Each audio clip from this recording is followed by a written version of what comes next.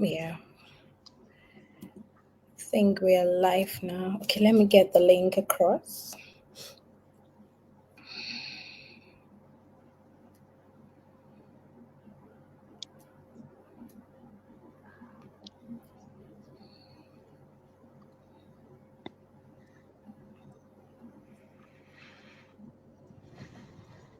Mm.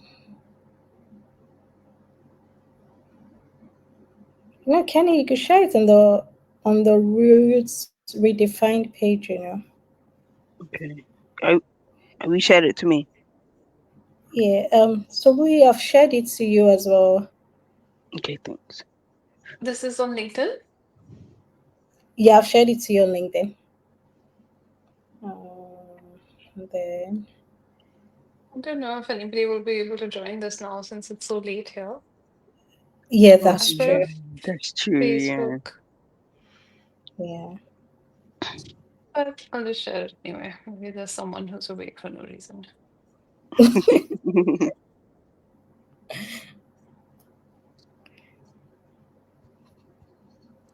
I'll just share it on my family groups.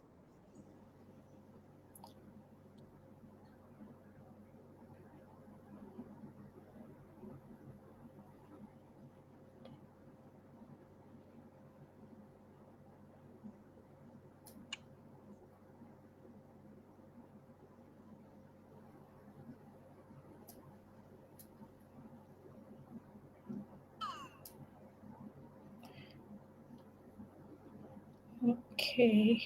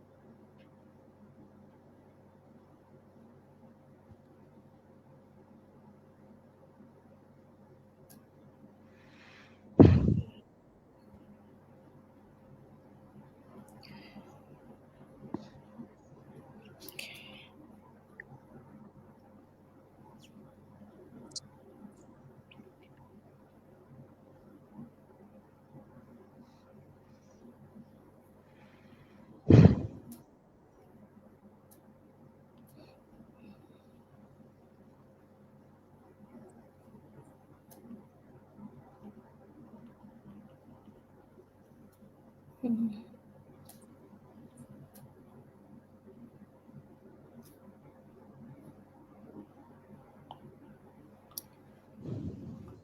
Okay. So we're good to go.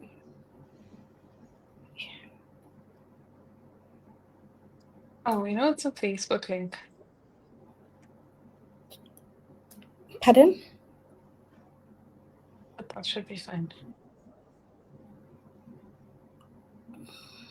Would you want me to send you the YouTube link as well? No, I mean, I'll post that later. Oh, you can Okay. share it. You can share the link with me later. Um,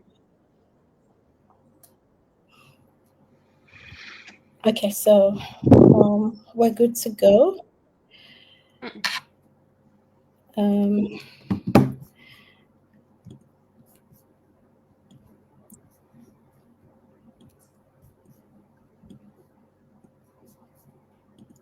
so um, welcome everybody.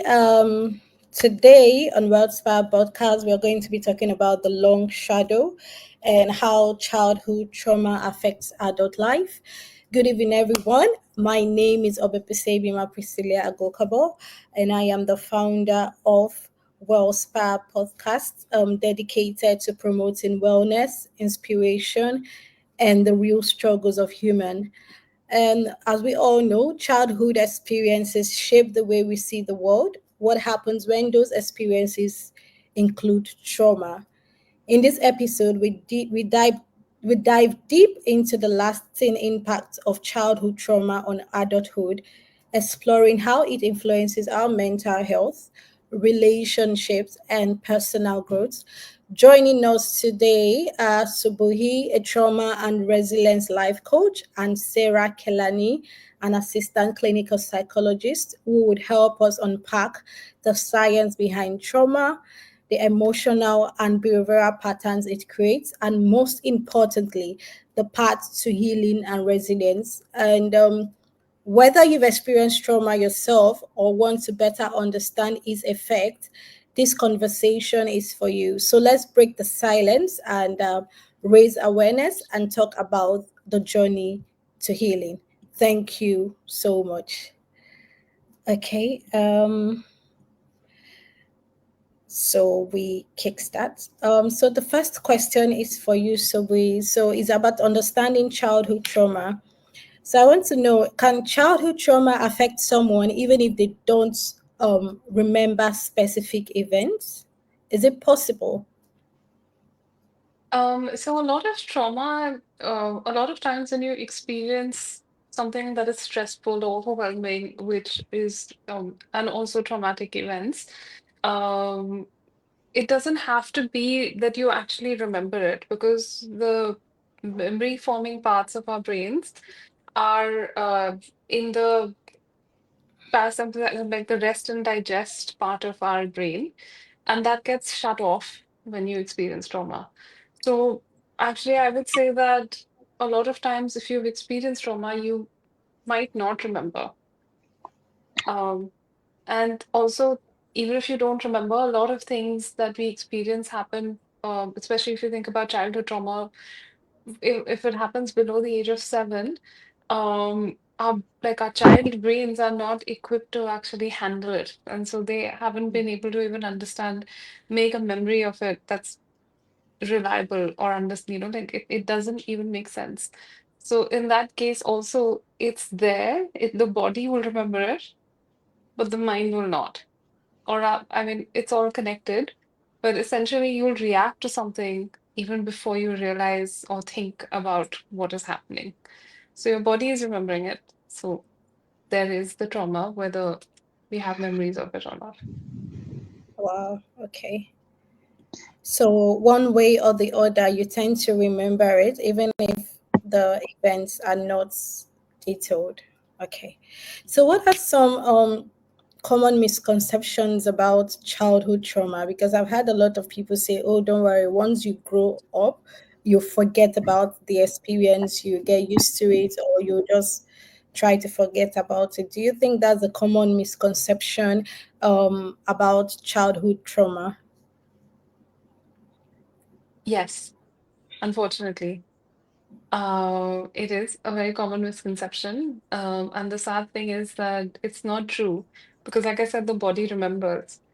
But some of like this is a big misconception. Another one is that it's only trauma if it's really bad. Like if it's a bad thing that happened, you might think of sexual abuse or like an accident or losing someone. In fact, I think in the 60s, 70s, I'm really bad with dates, but they had this adverse childhood experiences survey that they did, and they realized they had these, I think it was 10 or 11 questions that they asked adults. And if you had an ACE score that was a little higher, you actually ended up feeling the effects of those experiences even 50, 60 years later. And the effects were things like cancers, autoimmune diseases, and a whole bunch of other things, mental illnesses, that happened 50, 60 years earlier, when these people were children. So time doesn't heal this. It's not something that you can just escape. Also, it's something that you have to consciously work on because a lot of times people think of resilience as just something. This is another common misconception is that, if it's not affecting, if you're being able to live your life, then you're fine, but you're not, because it'll show up in different ways in your body. Another misconception is that if it's childhood trauma, it means that you must hate your parents or that your parents are bad. But like the truth is, families are complicated. Also, the other thing is that it can also be an experience of discrimination, and it doesn't have to be only by adults. It can also be like, if you're a child and you're struggling to fit in class, and your peers and your classmates, you know, Yeah. bully you too much. That's also trauma. And even growing up anywhere where your nervous system gets overwhelmed. So it's not just the big stuff. Those are some of the misconceptions. And let me see. I actually wrote some of them down because I knew I'd probably forget. Yeah, if you had your basic needs met, then it's probably not trauma. You should be over it. This is not time. It's not time bound. And talking about trauma, there's like talking about it won't make any difference. Um, yeah, just some of those things. Wow. Okay. So, yeah, from what you just said, talking about it won't make any difference. But do you think people should talk about it? I just feel if you find maybe a therapist or like you, a coach, we could. It's all about confidentiality, basically, because I don't want to relieve my traumatic experience to you, and then I'm hearing it from the next person. So that trust is being broken. Yeah, that's what I think, though, because some people, when they talk about it, they tend to get a sense of relief, and they are happy than when they don't talk about it. Yeah. Yeah, because I think a lot of times, and especially like, I mean, I don't know how it is for other cultures, but growing up in India, I know that a lot of these things we hold so close and we can't share a lot of our experiences. So there's constant gaslighting, and you hold it so close because you're not able to talk about your experience, and it is so normalized. So there are jokes about, uh, you know, yeah, my parents hit me because it's so normal here. It's Mhm. Yeah. part of growing up. And so when that becomes so normalized, just like the thing I say is like, the thing I like to remind people is that normal is just something that happens a lot. It doesn't mean it's ideal or safe or good. It's Hmm. just something that happens a lot. Yeah. So yeah. Okay. So, how does trauma impact both the brain and body in the long term?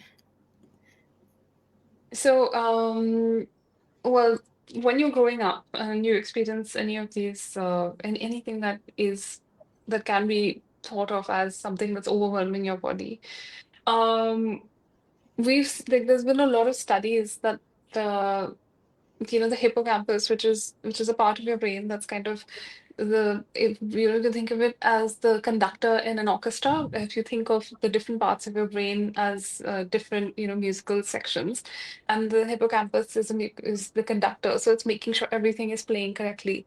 But as soon as you experience trauma, that gets shut off. And also repeated or like prolonged trauma, you've actually like there's actually been studies where the hippocampus has shrunk um in size. And that is something that happens over time. And so that's a big physical difference. But even apart from that, the thing is, because we are, so like there's another part of your brain which you can think of as the alarm system, the Mm-hmm. amygdala, and that reacts to things before, and you have to be able to kind of calm it down before it goes into overdrive. Because once it gets overwhelmed, then basically it's your survival brain that's turned on. Everything else is shut off. So that happens more often because it's like every other part of your brain is off so quickly. And this is like because our lives are lived from our learned experiences. So if I've experienced something bad in my childhood, I don't trust that I'll experience something good. And so that's what the amygdala remembers. It's Yeah. that this is bad, and so it's only going to be bad. So it reacts very quickly. And even apart from that, because like as you said, the body remembers what you've experienced. Um, Yeah. all kinds of mental, physical illnesses, including your gastrointestinal, cardiovascular, of course, like a host of mental illnesses. They all come from this. And then we are so like one of the two ways that your body reacts would be fight or flight, which is where you start trying to control everything in your space, just to make sure that everything goes well. And this can look like anger, and this can look like anxiety. And we're geared towards that. It can also look like overworking. But the other type of thing that happens is that, your body shuts down. So you go into a freeze response. And that is something that we villainize a lot because we think of those people as lazy, of Mm. not being able to do anything. And this is just how we kind of live because these are all essentially survival or protective mechanisms. And this is how we continue to live. So these behaviors that we kind of learn to cope with as children are behaviors that become expound as we grow up. Wow. Okay. Wow. Okay. I didn't know that. Thank you so much. So Kenny, over to you. What exactly? So what will you describe childhood trauma to be? I know Sobuye has thrown more light on it, but what exactly is childhood trauma? So if I meet an adult or I meet a child and Mhm. say, okay, what do you define childhood trauma to be, and all these, and how does it differ from general adversities of life? Yeah.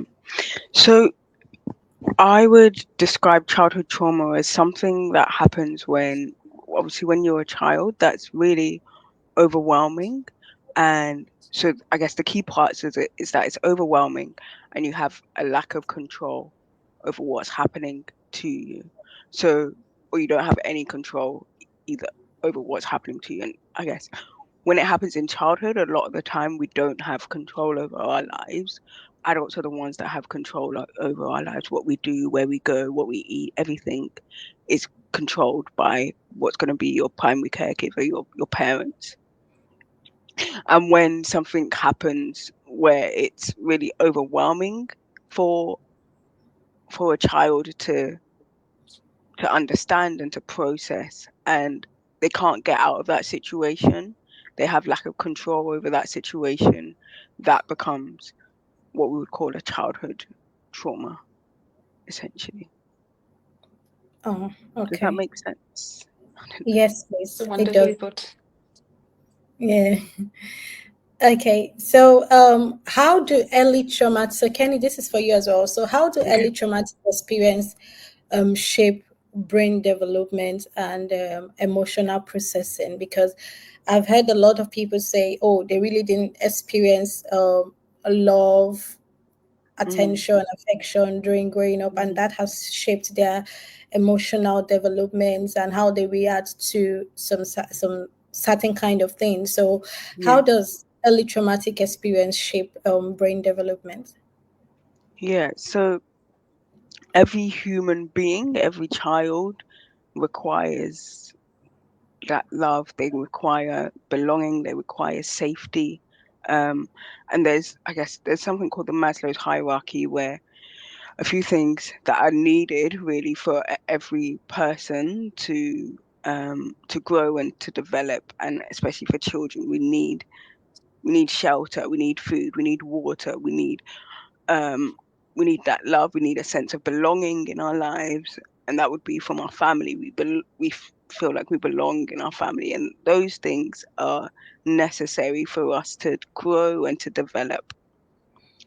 When we don't have those things, which is essential for our growth and essential for our development as we're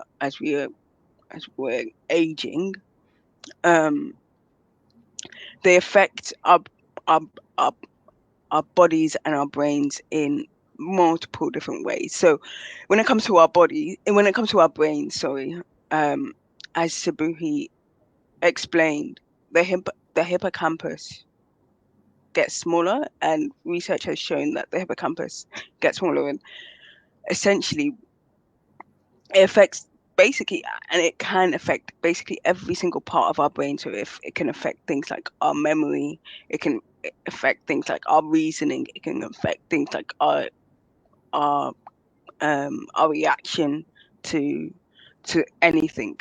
our reaction to events, our reaction to a bang, our reaction to sounds, our reaction to smells, and it can affect all of our senses as well.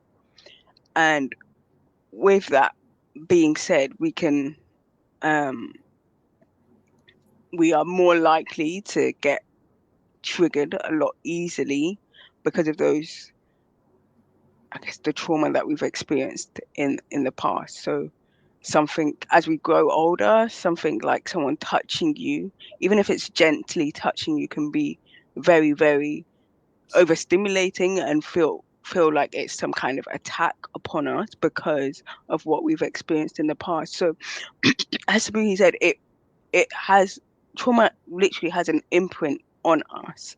And we would think like it would go away as we grow older, but as said before, the body keeps the score. The body is able to remember what's happened. To if that touch happens, the body is able to recollect that that kind of trauma. Although when we kind of maybe consciously think about it, it can become quite fragmented in our memories, and we might remember maybe it was a dark room. We might remember there was a man standing above us, or we might remember like when we got to the hospital, but we don't remember the exact event itself, but our body keeps that memory in us and in our minds. That memory is still stored there somewhere, but when it comes to retrieving that memory, it can be really, really difficult for us. So um yeah, I would say it affects, I guess, every single part of our brain. And then, as said before, a lot of physical health difficulties are made worse through things like stress, are made worse through things like trauma as well. So when we have these triggers, some people, as soon as they leave their house, it can be a trigger for them.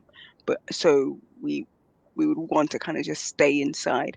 But if leaving the house is such a trigger for them, then they're going to be triggered every single day. So that stress response is going to keep on being triggering that kind of, I guess, the sympathetic nervous system, which is when um, that flight or flight response is activated. So that's when our heart beats a lot faster, when we're breathing a lot quicker, our lungs are going up, the blood is being pumped around our body because we're ready for some kind of action. We're ready to do something. Our bodies are ready to do something in order for us to protect ourselves to survive.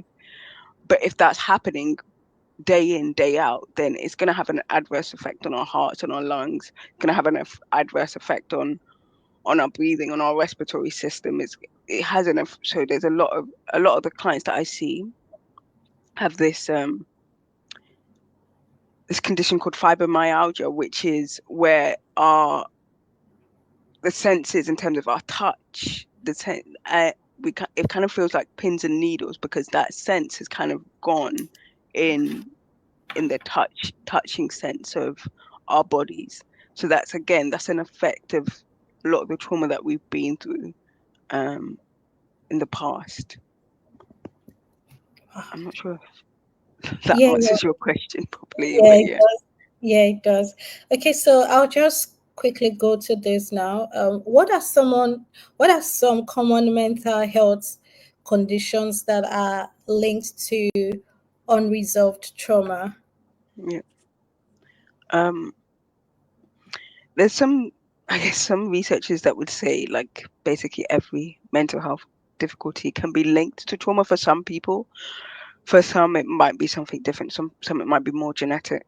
And there's this thing called the biopsychosocial model where it might be genetic or biological. It might be social difficulties that people have gone through, or it might be more kind of psychological. But essentially, you can, and I agree with that. Like you can say almost every major mental health difficulty can be linked to trauma. So something like anxiety that can be linked to unresolved trauma, depression, again, it can be linked to unresolved trauma.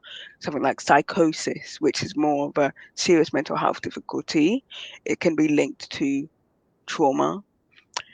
something called like the list of personality disorders that people might have. So emotional unstable personality disorder that can be linked to trauma, um, social personality, uh, social anxiety personality disorder that can be linked to trauma. A lot of these things can be linked to, if not, I agree that almost every single mental health difficulty can be linked to trauma, and obviously the biggest one is PTSD, where post traumatic stress disorder, which is where it's linked to maybe one major event or a couple of major events that were linked together, or a repeated major event, traumatic major event that's happened in your childhood or happened in your adulthood that has an effect on how you I guess your day-to-day life, really, how you interact Oh, with the world, how you interact with others, how you interact with yourself as well. wow. Okay. So Buhi, how does childhood trauma show up in relationships? Because if you go on social Oh, media, you tend to see a lot of tweets talking about how some people are not able to love, some people have high standards, some people are not able to mm, trust. So, and even within a friend circle, you tend to see people exhibit some child tendency of childhood trauma. So, how does it show up in relationships, careers, and our everyday decision making? Um, I just want to add a little bit to what you were saying earlier. On social media, everything now is about narcissists, and everybody seems to be a narcissist, mm, even though it's an actual, condition that needs to be diagnosed properly, and or rather, everybody's diagnosing everybody. I find Yeah, that very, mm, um, well, not, I'm just going to say I don't like it very much. I think it's a mm, problem. But yeah, so what ends up happening is I think when we're growing up, what we see or how we are treated or how we see our people being treated, we often think normalize that again. So if you grow up in a household where parents don't really get along, mm-hmm. that might seem like a normal relationship to you. It might mm, seem like even if your parents get along, but they don't really, treat you very well, you might grow up thinking that, okay, fine, I don't really deserve to be treated well anyway. And those might be the kind of relationships that you get into. There's a lot of things that happen with like attunement is an important aspect for caregivers and babies. And when that doesn't happen, then there are a few difficulties that we can experience in how we are attached to just basically how we form relationships. And so it could be that you become very avoidant, where you feel like you don't want anybody at all. Or it could be that you become very, very clingy, like you really need to just be with the person all the time. And Yeah, these can be the hallmarks of some abusive relationships as well. And but this is it's just that it feels so unsafe to be in any kind of relationship, which is safe and secure. That these are the patterns that we kind of that mm, people who've experienced childhood trauma end up repeating. In your career, I think if you feel unworthy, then probably imposter syndrome is like it's a given. You're probably going to be mm, experiencing that at some space, like some stage or the other, possibly all throughout. Then when I was talking about burnout, um, we rather actually overwork, and on the contrary side, um, procrastination, because it's also like sometimes the only way you get any kind of affection is if you are performing well. And so that yeah, becomes the only way to kind of get people to look at you or pay attention to you.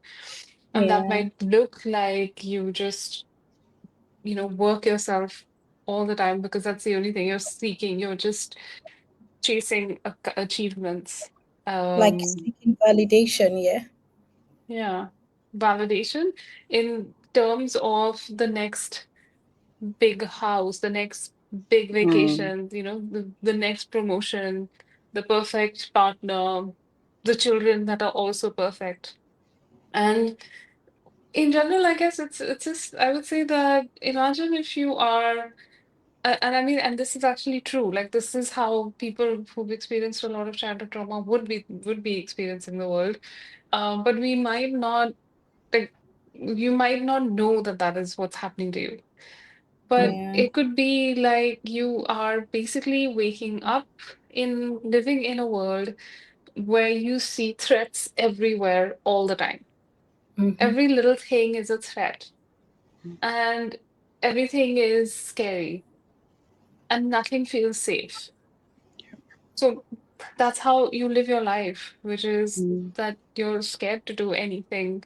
You're Yeah. scared to form secure relationships. You're scared to form relationships, or you lose yourself in the process of trying to be with somebody, or to get something, like this might be the, people pleasing, which is a very common response as well.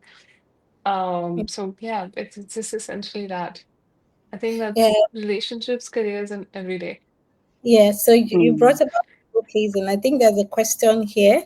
So he's asking, is people pleasing part of childhood trauma? So Kenny and Sobri, the floor is open. So what do you think? Do you think people pleasing is it linked to childhood trauma where you want to be in the good books of everybody and then you deprive yourself of a lot of things? Yeah. I think so, Yeah. yes. Yeah. Um, yeah. So when I guess when someone has maybe people pleasing tendencies, they want to, I guess they seek the validation of others, and that might be someone in authority, an authority figure who maybe never gave them any validation whilst they were young, maybe never gave them any kind of um, I guess positive reinforcement and let them know that they're doing well. It might be at school or everything was quite criticized from them, and that might be also a parent, it might be a teacher, it could be anyone that was kind of like maybe an authority figure. And again, that's something that they have a lack of control of. They can feel really overwhelmed by if they're always being criticized by a parent, or if they're always being criticized by, I don't know, a teacher. Again, they can, not only does it reduce someone's self-esteem when they're a child and reduces their own kind of self-worth, but also it makes them want and kind of um they have the desire of that validation from others, and I guess it affects them again in the long term because of Yeah. what they've experienced before. Okay.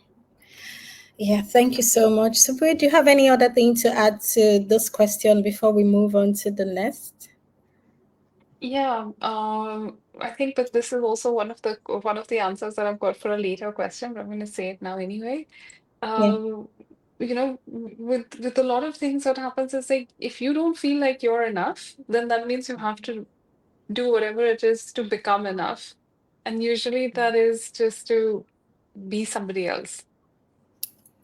So Okay, it's could you like say you that again? become So, a yes, if you don't feel like if you don't feel like you're enough, you're you enough, have to do whatever it is to become, enough. So usually you oh, just become someone else. Mm. Yeah. yeah, And it's like okay, you're a chameleon because you can be one person with one group of people and a completely different person with another group of people. It's like Mm. it's hard. so it's like a personality disorder then. Yeah, like conscious though. We don't want to like pathologize things and Yeah, make everything into a mental health disorder, because it's not. Not everything is a yeah. mental health this Okay, disorder or difficulty. okay.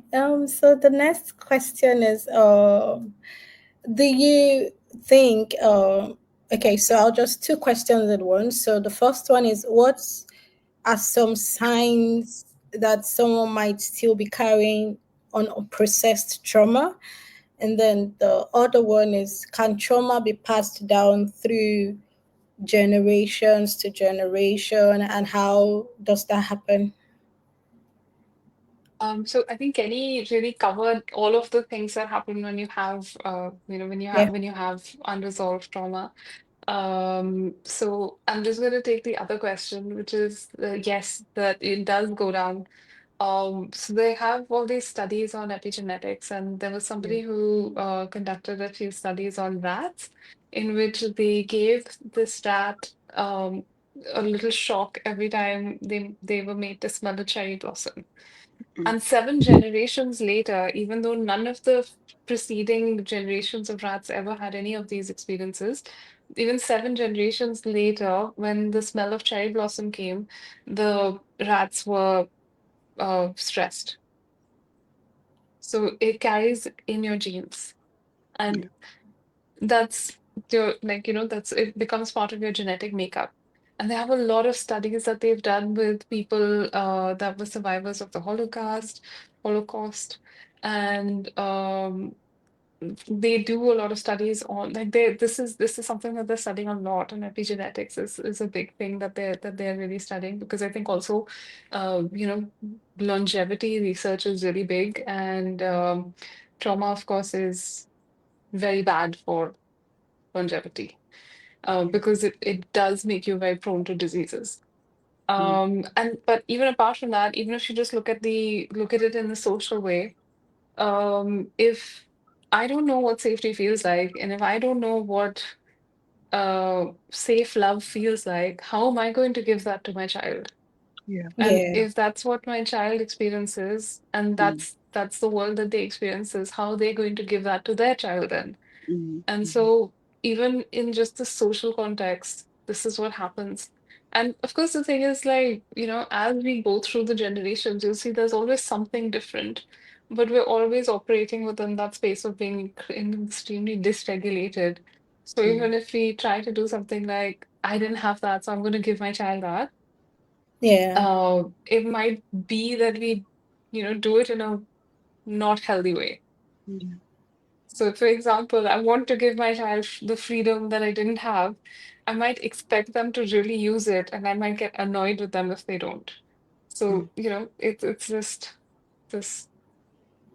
Yeah. It Okay, that If you don't know, then that's what'll happen. Like, I mean, how are you going to teach somebody what you don't understand? Yeah. yeah. So there's a comment here. It says it's interesting to know for some of us that personality disorders are genetic. So uh yeah, I think this question, I think you and Kenny have touched on it. It says, how does childhood trauma influence a person's ability to trust, set boundaries, or regulate emotions?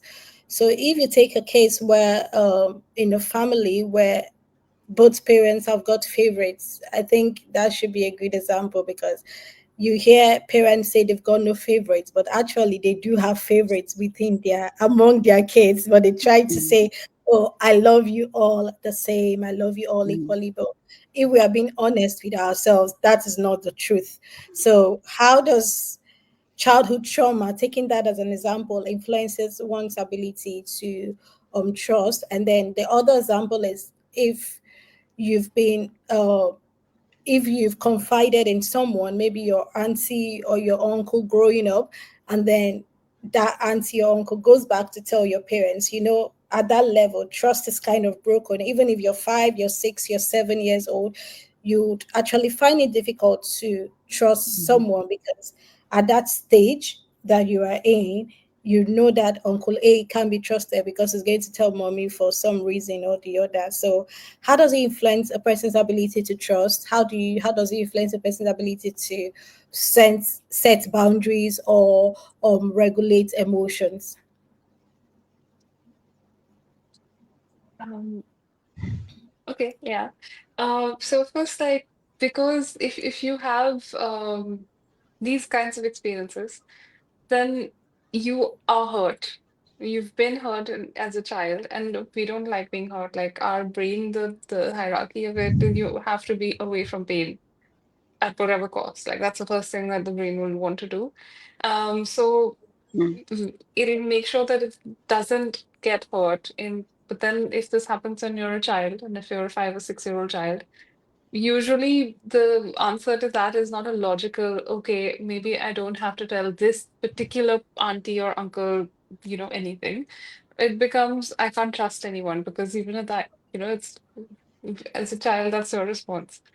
Um, and the other question was about favorites. So, I mean, I would even say that I grew up in a time when a lot of us were just being compared left, right, and center to cousins, neighbors, mm, Yeah. classmates, siblings, even everyone. So mm, it was even harder then, I guess. But yeah, I mean, I think it depends on how it happens because parents are humans, and humans tend to behave as humans do. And favorites would be, sometimes it's just easier to be like to like somebody who's like you. mm, Yeah. So it yeah. could be that that's what happens. But the important thing is that you still don't feel like, you're not going to be like just because mom loves, like mom or dad like the other sister or brother better, Mm, doesn't mean that they don't like me, or, mm, like it's a big difference. But yes, it does impact. Of course it does, because we when we have parents as children, I think most of us just like to please them because they're our caregivers, and that's the only way Yeah. to like Yeah. mm. for humans to survive. Yeah. Okay, Kenny and Sobui, we've got a question. It says, can personality disorder be acquired at all? Perhaps through observation.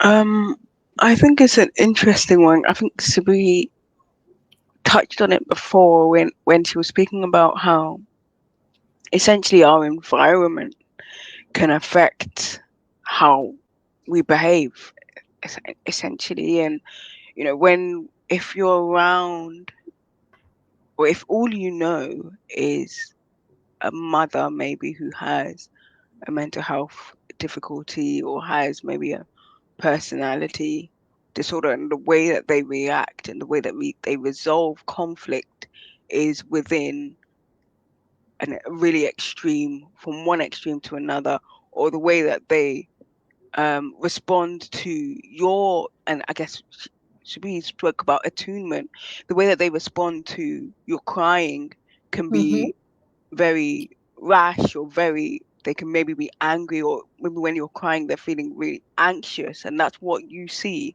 for an adult and how they respond to you.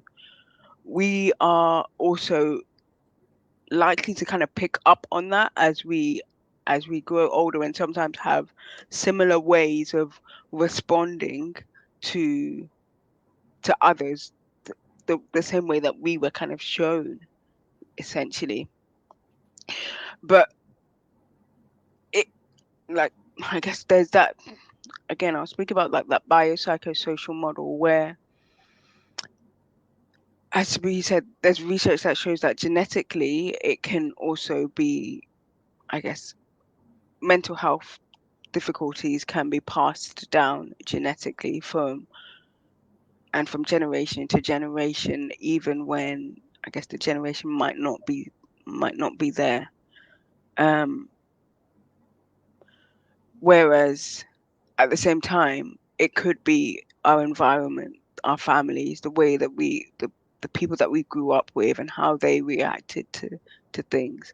And again, it could also be because of a specific event that has happened in your life, a really traumatic event that has happened in your life, and that's the way that our brain becomes wired and becomes changed in order for us to survive what's happening, and what's happened, and what is still happening day to day when we are seeing threats all around us. Um, so I, I, apart from those who have maybe one traumatic incident in their life where they can trace back to exactly this is what happened and this is why I'm reacting this way to this day.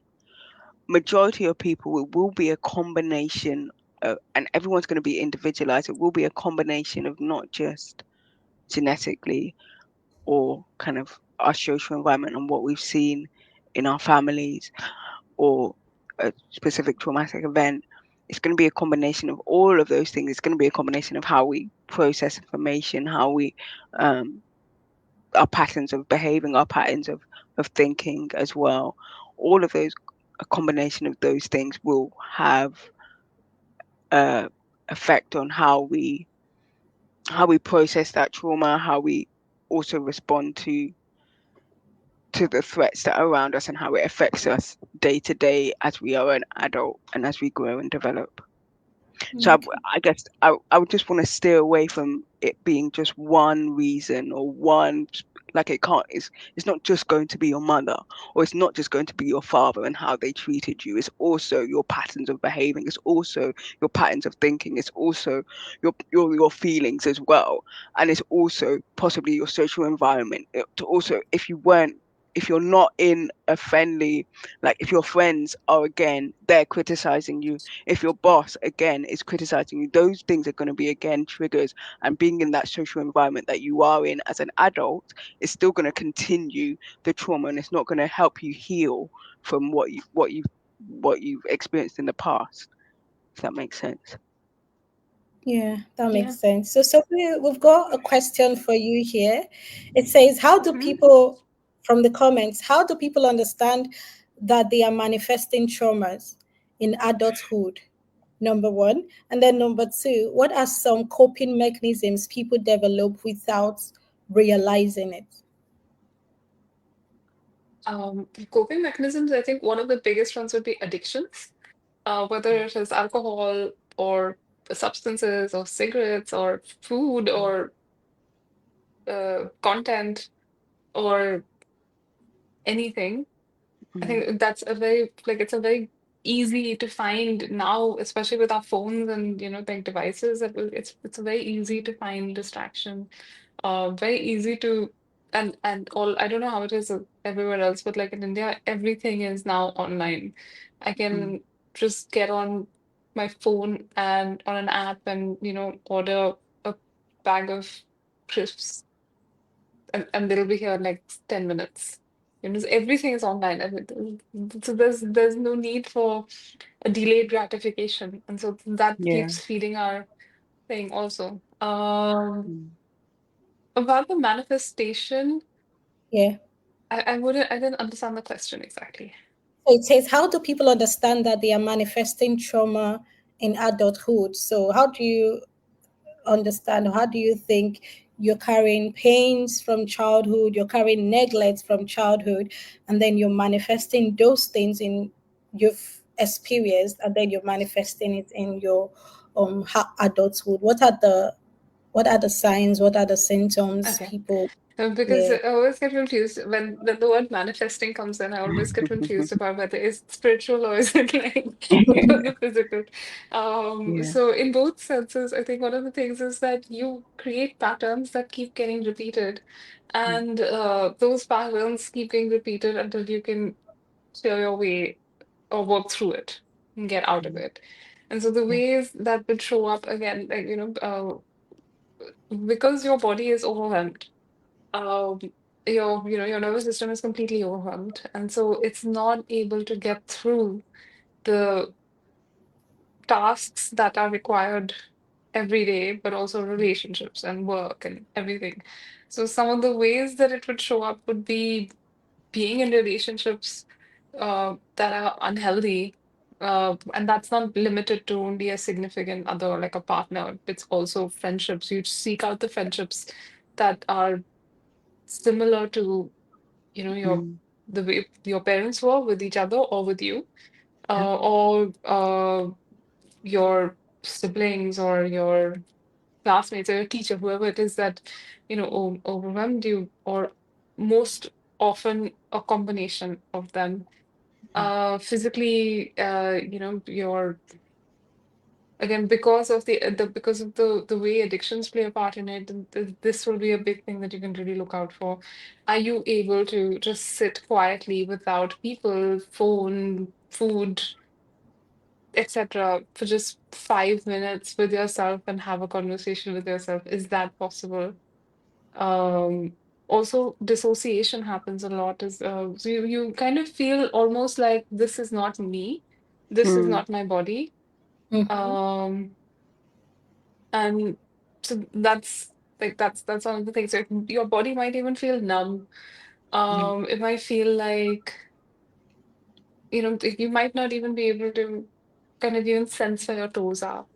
On the other hand, it could feel also like you're very restless. You need to be able to have everything. I mean, I don't know if one of the things is like maybe people say that, just chill out. mm, A lot of times people will be able to tell you because for you, this is your behavior. Yeah. So one of the things, like when I was growing, when I was in my 20s, I guess, I was talking to a friend of mine and I told her that I'm no longer thinking of the worst outcome in every situation. And what she said is that I thought that was part of your personality. So, like the thing is, even these things that actually become a part of your personality are actually trauma responses. So, catastrophizing, thinking that the world is out to get me, think everything is like black or white, mm, extremes. Because the thing is, like when your brain goes into survival mode, the reasoning part of it shuts off. mm, So you're not really able to have a conversation with another person that makes with an open mind or open heart. So even if I'm to ask you, for example, could we have done this differently? Yeah. Um, if you are in like, a safe space in your mind, like you're feeling safe, you're feeling regulated, you'd be like, yeah, okay, we can think about that. But if you're not, immediately it would feel like I'm threatening you. And the mind doesn't know what is a perceived threat and what is a real threat. mm. So I hope Uh, that answers your question. I think I went off a bit on a spiral. okay, Kenny. So, what are some of the most effective therapy techniques for healing childhood trauma? And Mm. can you also share some ground techniques that help Okay. individuals manage traumas when they are being triggered? Yeah, of course. So some of the, I guess, some of the effective techniques and therapy techniques that work when, I guess, processing childhood trauma include, so there's a lots of different tenets of therapy. So one would be psychosomatic type therapies where, we spoke about at the start how the body keeps the score. And what psychosomatic therapy does, it uses movements in our bodies in order to help us to heal. And that could be things like Tai Chi, or um, it could be like things, specific kind of exercises, or um, body movements in order for us to, I guess, heal parts of our minds and our kind of emotional processing. Um, there's also a therapy technique called EMDR, which is um, eye movement desensitization reprocessing, which again is backed up quite a lot um, by research to say that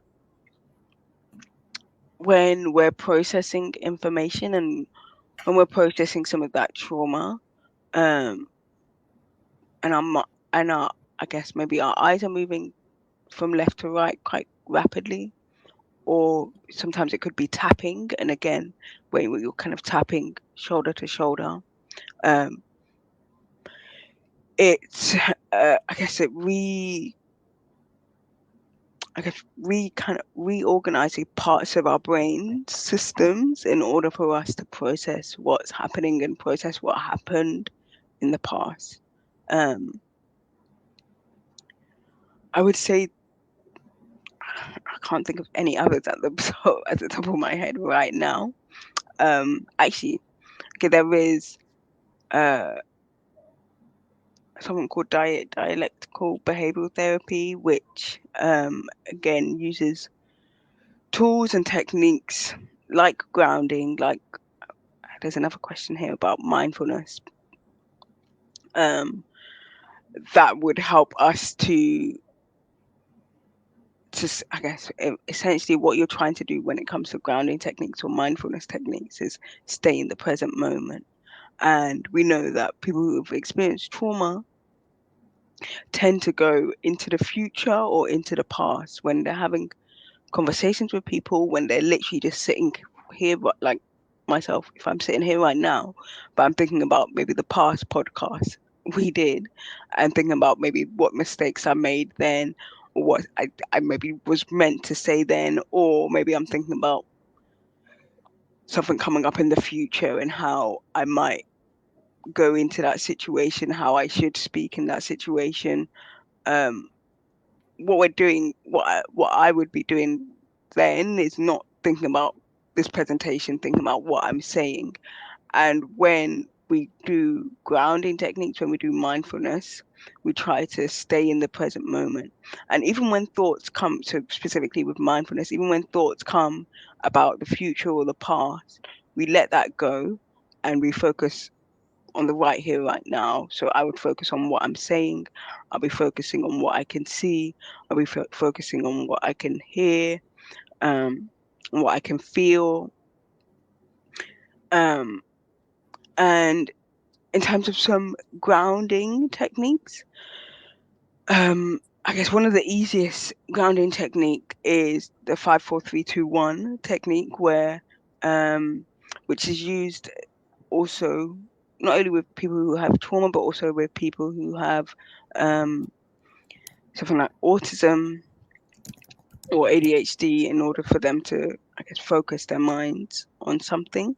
So what you do is you say 5 things and you say these things out loud so that you can process what you're actually looking at, what you're actually hearing, what you're actually feeling, what you can smell, what you can taste. So you would say 5 things that you can see. So right now my place is a bit of a mess. So I can see my glasses case, I can see my phone, I can see my laptop, I can see sellotape, loads of random things. Then you would say 4 things that you can either hear or touch. So that could be things on your body. So right now I'm wearing jeans and I'm not necessarily touching my jeans, but if I actually focus on what's on my trousers, I can still feel what's on my trousers. I can feel the book that's on my lap as well. You would do 3 things that you could hear. So right now I can hear you're typing, but a lot of the time when you're kind of just in the moment, you're not focusing on what's going on around you at all. You're just focusing on what's going on in your mind and what's going to happen in the future or what's happened in the past. We're not focusing on what's happening right here, right now. Um, then you would do 2 things that you can smell, and that could be like smelling your jumper. If you can't really smell much in the air, you would smell something that's on you or nearby. And then 1 thing that you can taste, and that's usually the last thing that you ate, usually. Or if you're eating something, you can I guess go into um, the senses on what you can taste, and I guess that's also linked with mindfulness. So a lot of the time we try to teach clients how to do mindful eating or how to do mindful walking or how to do mindful breathing, how to do lots of things. Anything you do literally day to day, I can literally mindfully drink. And essentially what I'm doing is I'm trying to focus on exactly what I'm doing at that point in time. And that would be whilst the drink is going into my mouth, I'm really thinking about me touching the lid of the bottle with my lips. How does that feel? Is it cold? Is it warm? Is it hot? How's the texture? Is it smooth? Is it rough? You're really going into what you can feel or what you can see, and it could be like, a pen.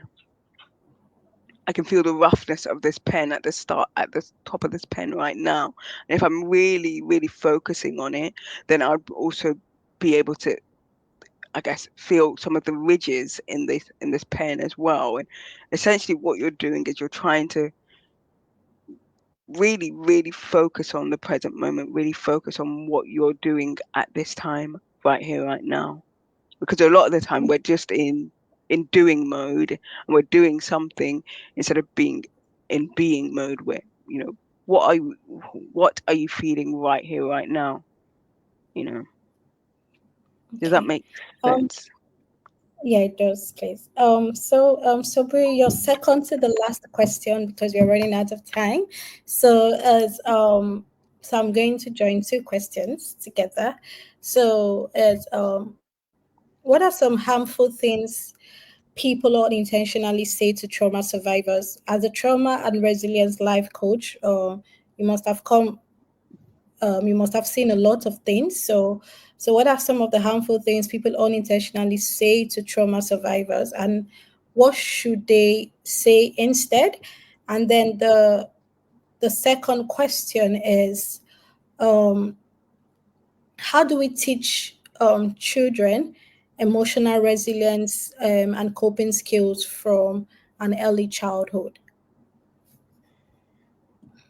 So I'll start with the unhelpful things that people say. A lot of things have been said to me also. Uh, Mm, one of them is the one that really irks me is but you're fine, you know? mm, So it really annoys because people see what's going on outside and they don't know what's going on inside. mm, And yeah, and that's a big one. Also, you have it can't have been that bad, but like you're stronger now. Uh, Everything happens for a reason. The stronger one is mm, also very common. So that's like I would say that's like akin to toxic positivity, or it is toxic positivity where you won't just let someone have experienced something. You need to make it seem better. Um, yeah. mm, What they can say instead is just like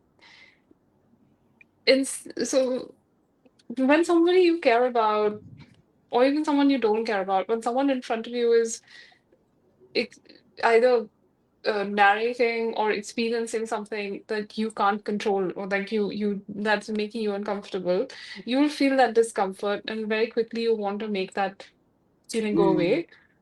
So a lot of times what that will look like is saying these things to just shut down that conversation, or mm, saying these things in a way that maybe you'll feel better if I say it, thinking I'm going to make you feel better if I say something like you're stronger now,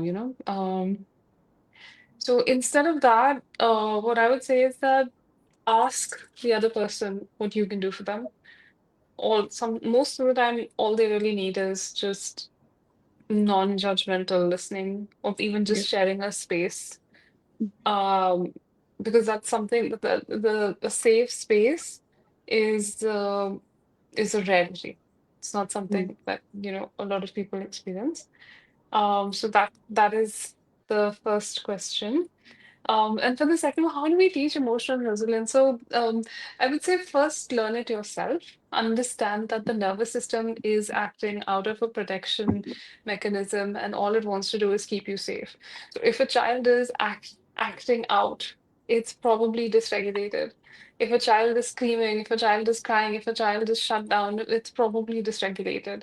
A child is having big emotions, and I mean, adults don't know what to do with big emotions, so how are you expecting a child to know what to do with big emotions, unless or even until you can like explain to them what's happening and how to go through it.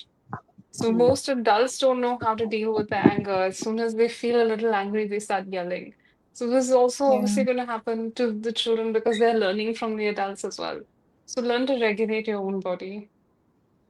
And also tell your child that it's, I mean, tell your child or tell the child that you're caring for that it's okay, whether you're a teacher or an aunt or an uncle or a grandparent or whatever it is, a neighbor. Sometimes even if a child is going through a bad situation at home, like every child will always remember that one person that made them, even, especially in a bad Mm. situation, that Yeah. one Yeah. person that made them, because that is a secure relationship that'll always help you. That's the one that you hold on to. So be that for yourself as well, and then for others. So kind of create that regulation within yourself. So if you feel yourself getting aggravated or shutting down or like angry or just kind of losing control of what needs to happen, take a pause, figure out the way that you like to regulate best. So for me, I like the box breathing, which is the Mm. 4-4-4-4. Where you breathe in for 4 seconds, you hold for four, you breathe out for 4 seconds, and then you hold for four. That's my Mm. favorite one, Mm. because it goes up or down. It can bring you down if you need to go down, and if you bring you up if you need to go up. So, figure out what it is that's available for you quickly and Mm. practice it when you're not Yes. dysregulated. So that is a really important thing because otherwise it's like Yeah. giving someone a guitar and expecting them to go and perform live in front of 100,000 people. Right? It doesn't work in a crisis situation unless you've practiced it in a non-crisis situation. Yeah. And then when you're able to do that, then you can also do it with your child or the child that you're caring for at that time. Um, Talk about feelings, like naming your feelings, because most of us don't still know what feelings can be. Mm. I think we know anger and we know happiness, and like for a lot of people, that's it. Just We anger know and happiness and sadness. maybe sadness. Sadness Yeah. too. But there are so many more, right? Yeah. Yeah. So talk to your child about what the feeling is and where is it in the body, and also then how can we ease that? How can we work through that? Mm. Yeah, I think those are the big ones. Yeah. And Okay. also tell your child that it's okay to set boundaries. You don't have to give that auntie or uncle a hug if you don't want to. You Mm. don't have to Yeah. come out and um, like be with mommy's friends if you don't want to. You don't have to go and be with your friends, if you don't want to even. So like let your child know that it's okay for them to be them and do what they want. Mm. Again, this might be, I don't have children, human children, so this might be difficult in that sense. But yeah, like I know that we have to also push children to do things sometimes. But yeah. Okay. So finally, if you could give us one key message to trauma survivors, what will it be? And for a trauma and resilience life coach, you've got a lot of experience. And how do we listeners connect with you and learn more about trauma recovery? I think this topic has to be revisited, maybe on a larger platform. And this time around, we have to talk to the parents and work bosses as well, because people are going around with unresolved trauma and they're passing it to other people that have nothing to do with that trauma. So I think it's something we need to look out for, and it's something we need to educate people about it, because if you've got something you're dealing with, you don't have to be strong about it. So like you said, you have to be strong, you're human. I think if when I have the opportunity, I tell people you don't really have to be strong about it. If you have to cry, you cry. If you have to yell, you yell. If you have to do anything, just do that thing. So when you Mm. wear the marks of you have to be strong, then you just experience the trauma, you go into depression, you're just sad for some weird reason at the end of the day. So if you could give us one key message to trauma survivors, what will it be? And then how do listeners connect to you, and draw from your wisdom? I'm just gonna add to that thing that you said as well, which is strength is something that we don't understand. Crying is definitely a sign of strength because it takes a lot to be able to express yourself and be vulnerable in front of another person. Most of the times when you cry in front of someone, it's not you that, I mean, like, the embarrassment is that another person has seen because even they don't know what to do with it. But like really Mm. being able to be vulnerable requires a lot of strength. If there's one message that I was to give people, it would just be that you are you're not broken. What happened to you was not your fault. Your body was trying to protect you, but now it's your responsibility to get better, to work through it, and to live a life uh, that can be happy, fulfilling, Mm. and also sad, like as when you get across all of these things, you can actually sit with uncomfortable emotions as well and be with them. It's okay. And as for people to get in touch with me, I have all of the Instagram, LinkedIn, and I have a website, which I will share with you. It's mindfulname.com. And Okay. in fact, I have an inner child healing course that's starting on the 12th of April. So I Okay. wish I will share that information with you as well. Okay. Thank you so much. So, Kenny, what message would you give to those who feel like their past trauma defines their future, from a clinical psychologist point of view? And also, with this question, do you think, um, I don't know how to put the question, but I'll just try. So, do you think people in relationships, uh, in a friendship circle where you're being beaten, because you hear things like, oh, if my boyfriend doesn't beat me, or if my girlfriend or anything or any of such doesn't happen to me, I don't feel loved. Do you think that has to do with trauma? Because I do not understand why you'd think someone beating you is an expression of love, or someone being mean to you is an expression of love, if if it doesn't come, or it doesn't have to do with trauma. So what message will you give to those who feel like their past trauma defines um their future? Yeah. I I think I would give the message similar to what S- Subuhi said, in that it you're not broken. That it's not your fault in terms of what's happened to you.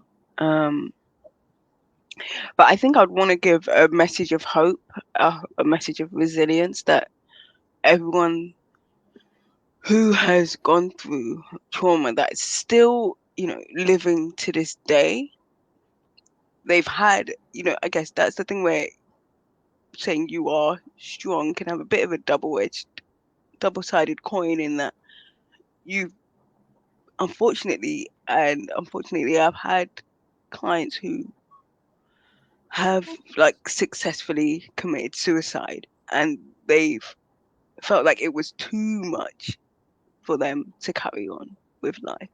But the fact that, you know if you've been through trauma and you're still here today, then that shows strength, that shows resilience, that shows that you are able to get back up and wake up every single day till today. you know that shows that strength that you have. Um and also to show that, there's many people that I've met, there's many people that I still, that I work with, that are going through the process of healing, but there's people that have been on the other side and reached the other side of this healing journey and this processing of what they're going through, or what they've been through in terms of their trauma, that there is a message of hope, that there is a, a way out, that there is a better you on the other side, a stronger yourself on the other side of someone that's able to go through adversity and I guess and I guess become the person that maybe other people needed or need to this day, um, in life. Um, so yeah, I'd want to give that message of hope as well, that there is a way out, there is another side of this in your life, there is healing, there is fulfillment in life as well. You know, you can reach the other side and get joy from life. You can reach the other side and get happiness, peace in life, that you feel like you might not have right now. And so, what was the second part of the question? Sorry. No, I think the second part of the question is just me trying to say that so you're in a relationship and you're being beaten, like whatever happened, Okay. and you think that is love, so that is your Mm, partner showing love. Don't you think that is coming from childhood trauma? Maybe you've seen um, parents or anybody beating up their partners and then they mm, reconcile at the long run, and that leads to domestic mhm. violence at the end, because Yes.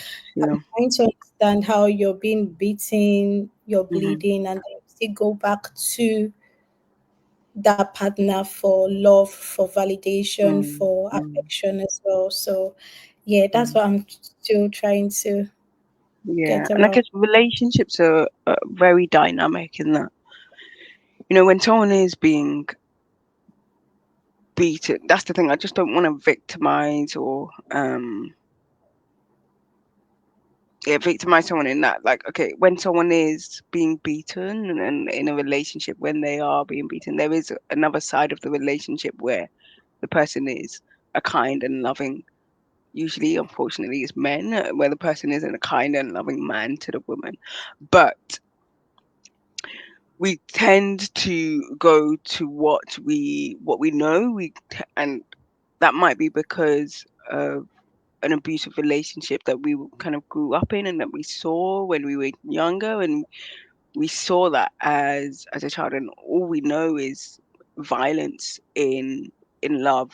All we know is beating and domestic violence in some kind of contorted way of love, and what we've seen as a child. So we kind of go to that as well, and we might go to someone who was similar to our parents.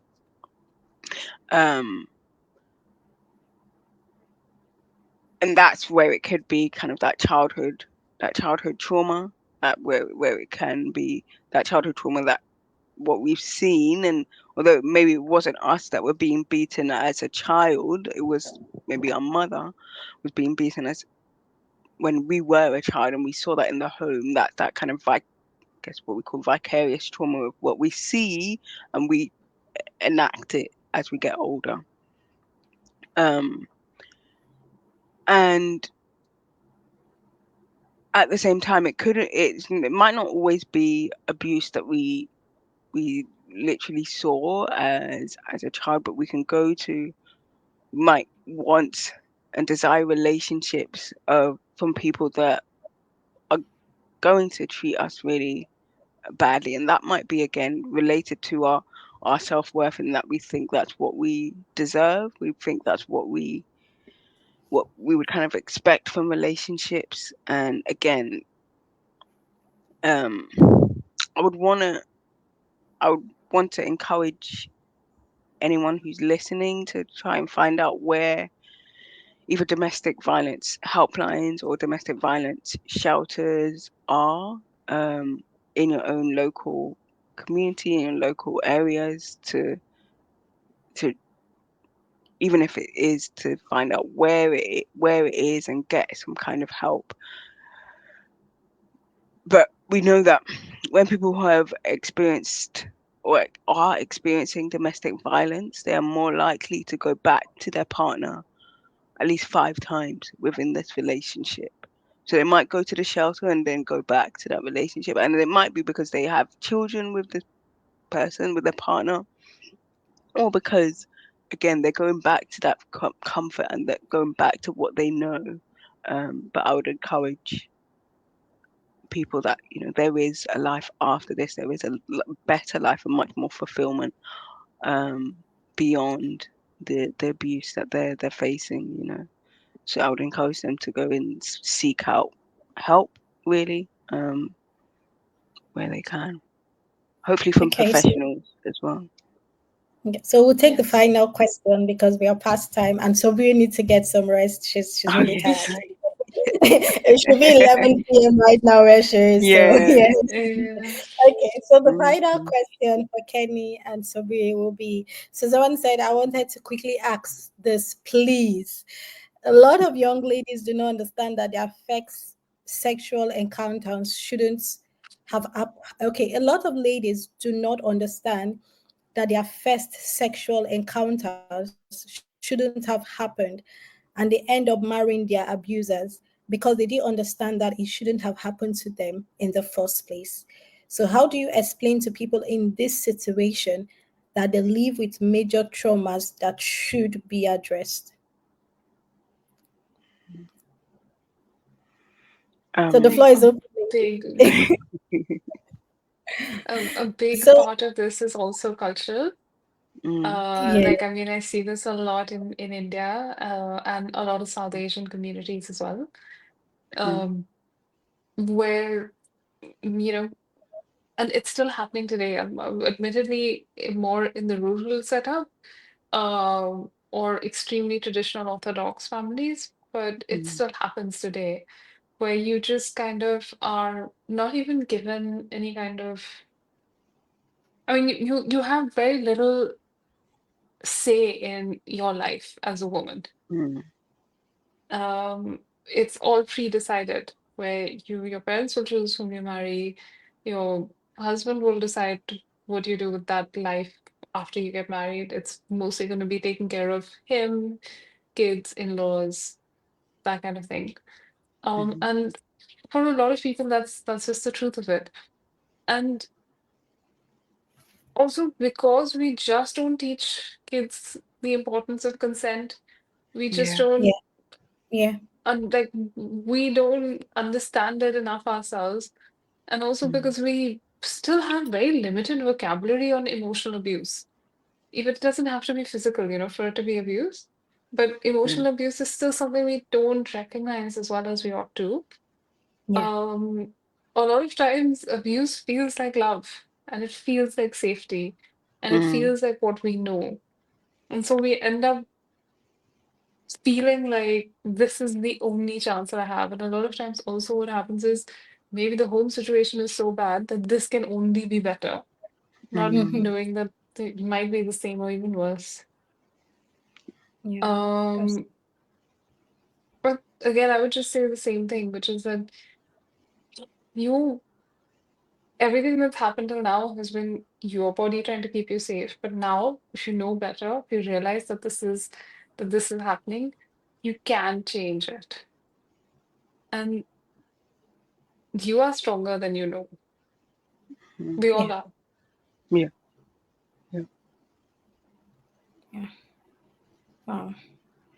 So, is there a way you could explain to the people in this situation that they are living with major trauma and they need help? If I think for as humans, you need to be able to come to that stage in life where you'd say to yourself, I need help before someone else could offer that help or the assistance. Because if I think you need help and you don't see that you need help, whatever service I render to you becomes useless because you as a person, you're not open enough to receive that help that is being rendered. So in this situation, I would say that the people that find themselves in this situation, which is common, Mm, um, should be open to receive the help. It doesn't matter what society would say. The thing is, people will always talk. The mouth is there for you to talk, so you will definitely talk. So people will always talk. So is you have to come to that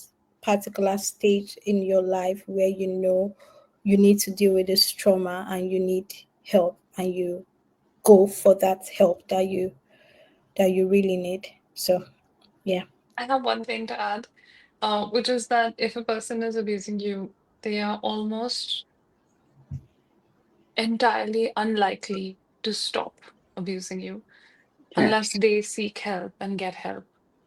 Yeah. They are more likely to continue to not only to abuse you, but also to make it much worse, for it to become much worse. And if you Hmm. do end up having children, it's not going to help the situation. It's only going to make it worse. You're Yep. going to be Yeah. more stuck. And also, that abuse is going to be directed probably at your children. And if Mm. it's not, they're going to see it. And Mm. this is just another generation of traumatized people that you are raising in your own family. So if you Mm. can leave now, leave. Yeah. Thank you so much. Kenny, have you got a final word for us before we round up? Um, I guess I just want to kind of give that, I guess that saying of hope and encouragement that if you are in any kind of abusive relationship, or if you've experienced trauma, childhood trauma, adult trauma, there is a light at the end of the tunnel. Really, there is a way for you to get out. There is support out there. Um, there is fulfillment in life that you can receive. That's not just for someone else, but it's for you. Um, and yeah, that there is hope. Really, there is hope out of this. I've seen it. I've seen it with my own eyes, and if someone can do it, then you can really. So yeah. Oh, yeah. Yeah, like Thank I'm here and I've done it, so anyone can, Mm, yeah. Yeah. for sure. Mm, Yeah. Yeah. And that is why I brought you on board, because I was reading through your stories and I've seen that you've done it. And I'm like, yeah, so you've got the experience. You need to let people know what you've yeah. been through, how you were able to deal with it. And you're still standing here, which is a good thing. So if you've done it, other people can as well. You just have to put your mind into it basically, and then you would scale through it. I'll always say you have only one life, so live it, because if anything happens to you within the next 24 hours of people posting on social media, 2 days later you've been forgotten. So why don't you make amends and work on whatever you're going through? Yeah. So thank you so much for honoring my invitation. Sobi, I'm so grateful for having you here. And I think you need to go get some rest. You look so tired. Thank you, Kenny, for coming on our show the second time. And I'm really, really grateful. And I hope to see you guys. Maybe subsequent shows as well. Thank you. And do have a lovely evening. So we do have a lovely night. Kenny do have a lovely, lovely evening. Thank you all, and bye bye. Thank Thank you. Thank you. you. Take It care. was lovely meeting